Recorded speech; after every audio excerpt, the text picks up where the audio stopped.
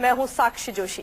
मुंबई में अभिनेत्री और मॉडल कृतिका चौधरी की हत्या मामले में एक बड़ा खुलासा हुआ है। मुंबई पुलिस ने कृतिका की हत्या मामले में कृतिका के पूर्व पति विजय को हिरासत में लेकर पूछताछ की है। पुलिस हत्या में विजय की भूमिका की जांच में जुट गई है। 2 दिन पहले कृतिका की लाश उनके घर से निकली थी। अंधेरी वेस्ट के जिस फ्लैट में कृतिका चौधरी रहती थी, उसी फ्लैट में सड़ी हालत में पुलिस को बेड पर पड़ी लाश मिली थी। हत्या की गुत्थी सुलझाने के लिए पुलिस की 4 टीमें लगी हुई हैं।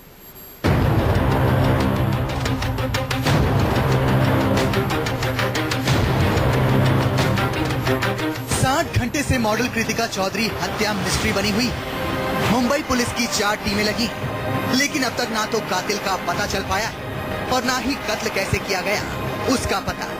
अलबत्ता पुलिस को इस बात का सुराग जरूर मिल गया कि इस हत्या के पीछे कृतिका का पूर्व पति हो सकता है, जिसे मुंबई क्राइम ब्रांच ने गिरफ्तार कर लिया है। साथ में मुंबई पुलिस ने बिल्डिंग के सिक्योरिटी गार्ड को भी हिरासत में ले रखा है। मुंबई पुलिस दावा कर रही है कि हरिद्वार से मुंबई आई खूबसूरत, बोल्ड और कॉन्फिडेंस से भरी कृतिका के कत्ल की गुत्थी को वो जल्द सुलझा लेगी, क्योंकि मुंबई पुलिस को कुछ अहम सुराग हाथ लगे जो कुछ घंटों बाद कातिल और कत्ल के तरीके दोनों का खुलासा कर देंगे। मुंबई पुलिस ने कृतिका का कॉल रिकॉर्ड निकाला है, जिससे मुंबई पुलिस को ये पता चल चुका है कि कृतिका ने आखिरी बार किससे बात की थी, कृतिका ने क्या कहा था, कितनी देर तक उसकी बात हुई थी, कौन फ्लैट नंबर 502 में दाखिल हुआ। ये पूरी जानकारी मुंबई क्राइम ब्रांच को मिल चुकी है। उधर कृतिका चौधरी के पूर्व पति की पहचान विजय नाम से हुई।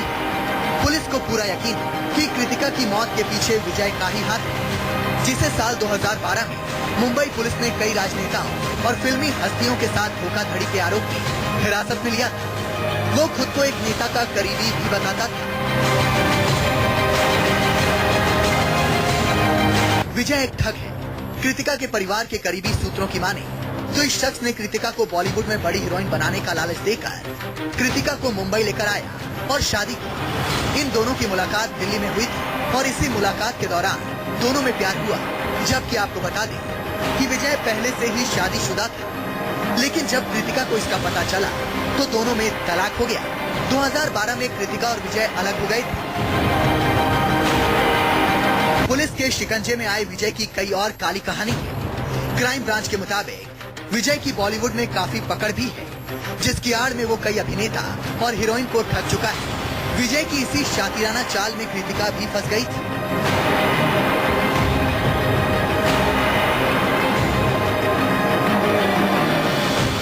में मुंबई क्राइम ब्रांच ने विजय को उसके लोखंड वाला फ्लैट से गिरफ्तार किया। उस वक्त कृतिका ने इसका असली चेहरा देखा था। कृतिका ये सब देखकर हैरान रह गई थी। कृतिका के भाई दीपक और मां हेमा से बात करने से पता चला कि कृतिका बहुत अच्छी लड़की थी। कृतिका ने आखिरी बार 7 तारीख को मां और भाई से बात की थी। कृतिका को उस शख्स पर सबसे ज्यादा भरोसा था, लेकिन कृतिका को उस शख्स ने सबसे पहले ही धोखा दे दिया था। आज उसी शख्स को मुंबई पुलिस हिरासत में लेकर कृतिका के हत्याकांड मामले में पूछताछ कर रही है। ये शख्स कोई और नहीं, कृतिका का पूर्व पति विजय द्विवेदी है, जो कृतिका को शादी का झांसा देकर मुंबई लाया और बॉलीवुड में एक बड़ी हीरोइन बनाने के नाम पर उसके साथ भी ठगी की। इस शख्स ने मुंबई के तमाम बड़े सितारों के साथ बड़ी ठगी को अंजाम दिया। 7 तारीख को बात हुई थी मेरी उससे। मैं सामान लेकर उसने कुछ समस्या बताई थी अपनी? मैंने ऐसी कोई प्रॉब्लम नहीं बताई। कोई नहीं। आप लोगों को किसी के ऊपर शक है? शक नहीं है, बस क्या कोई ना कोई तो होगा जिसने कि ऐसा काम किया। पुलिस को यही दिया कि भाई वो तो सही थी, मतलब उसकी किसी से लड़ाई नहीं झगड़ा नहीं। हाँ। जो मैं आपको कह रही वही मैंने पुलिस को कहा। आखिरी बात कब हुई थी? आखिरी बात 7 तारीख को सुबह के टाइम। क्या खुश थी वो? जी। कोई पैसे की कमी थी? नहीं। कोई उससे परेशान कर रहा था? नहीं। 3 दिन पहले कृतिका चौधरी की लाश सड़ी हुई हालत में अंधेरी वेस्ट फ्लैट नंबर 502 से मिली थी। पहले कहा गया था कि खुदकुशी हो सकती है, लेकिन कृतिका के सिर में चोट लगने से शक पैदा होना लाजमी था, क्योंकि अगर ये खुदकुशी होती तो ऐसी चोट की गुंजाइश कम होती। चोट अगर गिरने या फिर किसी और वजह से लगती तो लाश बिस्तर पर नहीं होती। कृतिका की लाश का इतने दिनों से बिस्तर पर पड़े होना भी कम अजीब नहीं था, यानी वो इतने दिनों तक दुनिया से कटी रही और किसी ने उसे ढूंढा तक नहीं। एक अहम सवाल ये भी था कि कृतिका का फ्लैट बाहर से कैसे बंद था।